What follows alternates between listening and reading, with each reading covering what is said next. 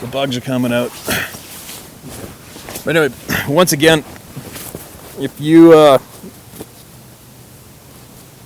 have a story that you want to share with me that you don't want to talk about, you can email it to me. Email it to tellmystory@howtohunt.com, and when I get time, I'll share it. I'll share it to everybody for you if you want. And then I don't use your name or anything. So I'm going to share one more story with you guys.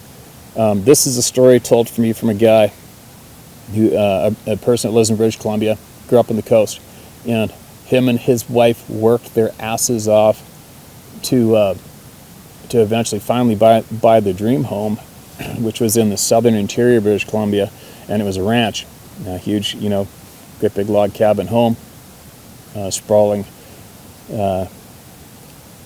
pasture, got their own cattle, and creek going through the backyard, and they're living the dream.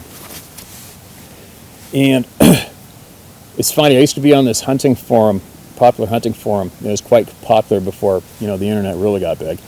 And somebody had started the topic on Sasquatch on this forum. Me, being that I don't give a flying shit what you think, dude, started reading this, and some people were actually coming on there and sharing their honest accounts and experiences with these things on this thread. And some of these ruthless pinhead bastards just went to attacking these people and trying to humiliate them and trying to belittle them and trying to make them shut up when it came to sharing their honest accounts. And then that, of course, kicks me into gear, because I'm the guy that's going to stand up and fight for everybody at all costs. And I got on there and started beaking off and spitting the shit right back in their faces and actually telling them that they were dumb and dumb as a stick. Because after you've seen one of these things firsthand, the people that laugh and scoff at the topic become very, very stupid instantly. It's just the way it is. And so I made a point of getting the last word in at all costs when it came to these bullies and these dipshits attacking these honest people who, it took them guts to come out and start babbling about this on a hunting forum, and they're just getting shit on.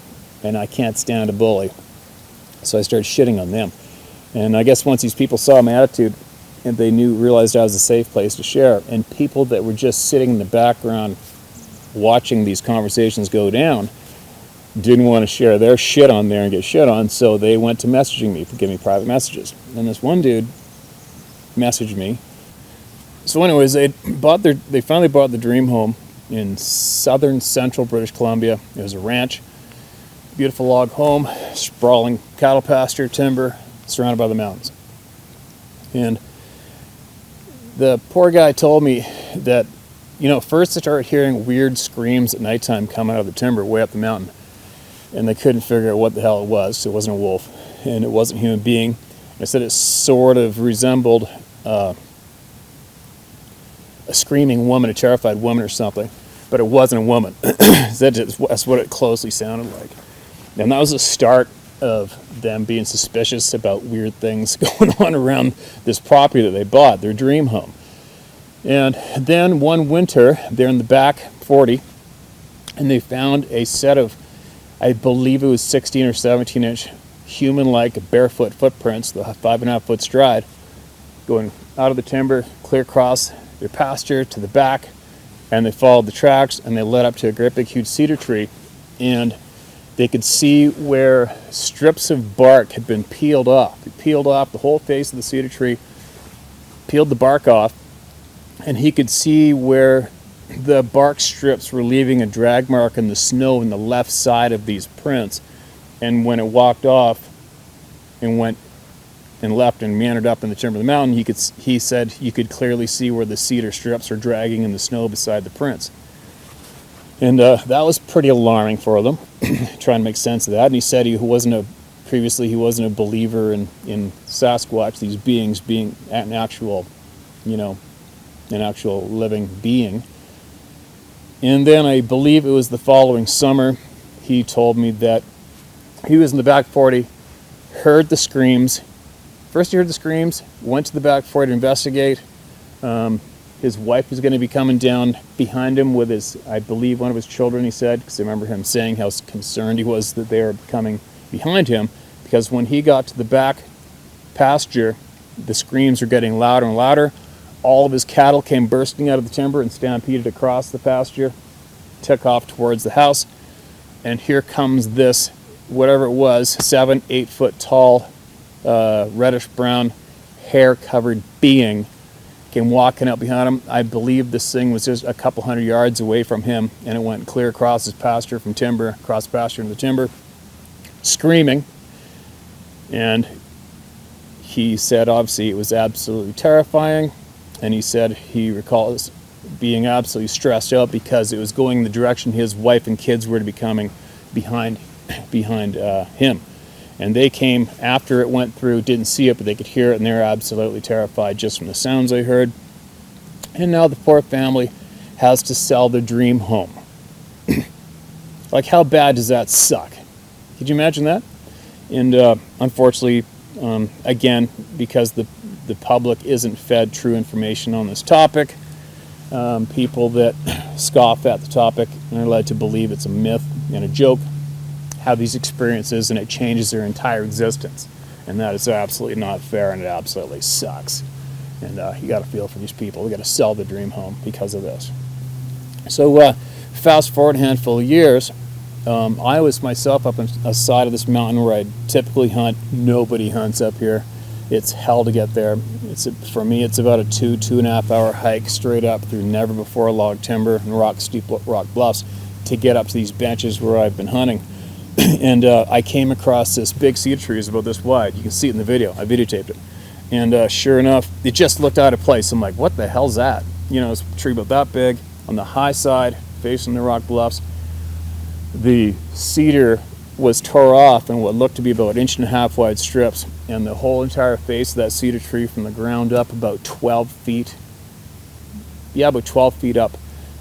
The cedar was all peeled off. And I couldn't tell if it was started from the bottom and peeled up or pinched off at the top and peeled down. But either way, you can see right here in the video, it was peeled off and there wasn't one piece of bark left at the base of that tree.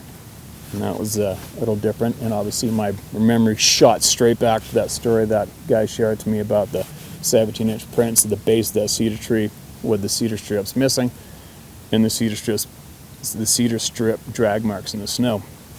And then and it's funny, you know, a lot of people say, oh, squirrels, you dumbass. Squirrels do it all the time, build their nests. Really? Really? Thanks for telling me, because you don't think I've ever seen squirrel nests before. Trust me, I've never seen a tree with the cedar peeled off in 1.5 inch strips like this tree right here, previous or since, ever before in my life, okay? And we have all seen numerous trees and numerous squirrel nests where they have been nibbling the bark off for their nests. Another thing too is it's not a secret that the First Nations utilize cedar bark and they peel cedar strips off as well. That's a well-known fact. And one time I was filming up content for our hunting apps, just like today, just like I am right now. I was in timber, and but I was only about 75 yards from the truck, and straight down through the timber was the mainline logging road, and that was about 150 yards down the hill. And I'm sitting here filming just like this, and all of a sudden I caught movement, the shallal on the bottom, and I looked down, and I could just see it was a head. Somebody walking up as a head.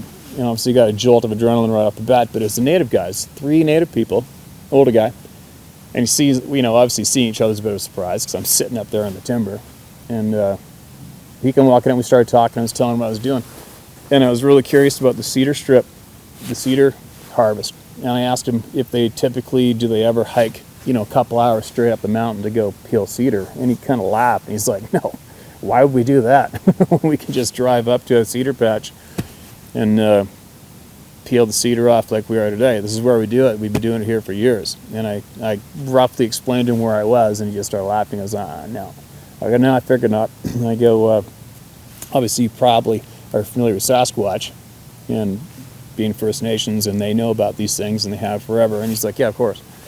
I go, yeah. Well, and I told him about the guy with the house who had the footprints in the cedar strip, and he goes, oh yeah, they definitely peel it. They utilize the cedar bark as well, for sure. And it's kind of cool in a way, when you finally get to talk to a stranger like that, and they just talk straight up, openly about this topic, as it is what it is, and it's an actual real being and a real topic. So So there you go. So if any of you are in big timber in the Pacific Northwest where there's big cedar trees, and if you notice the bark's gone on a tree in the distance, go check it out. It just might hold some clues for whatever it is you're curious about. So there you go. There's another story. Yeah, I've got lots more. I am actually frickin' freezing right now. It's still early in the morning. The sun's just coming up. I've been up since 3:30 in the morning, so I gotta get my butt out of here and get going. But there you go. More stories. They're pretty interesting.